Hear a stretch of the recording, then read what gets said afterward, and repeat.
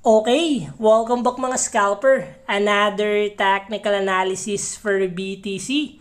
And wag na nga nating patagalin pa.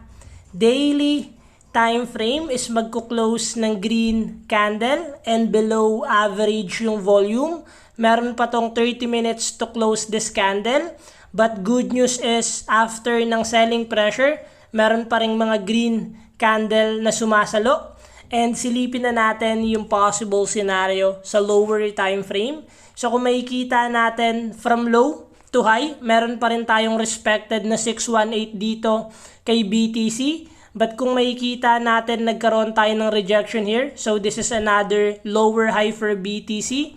So what we expect sa ganitong scenario, since crucial to, the moment na basagin ni BTC yung resistance natin, yung previous lower high, possible na magkaroon tayo ng uptrend momentum.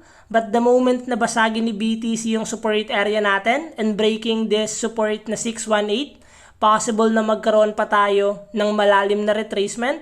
We will always wait pa rin kung saan magbabasag si BTC and we will always wait ng pullback for higher probability trade.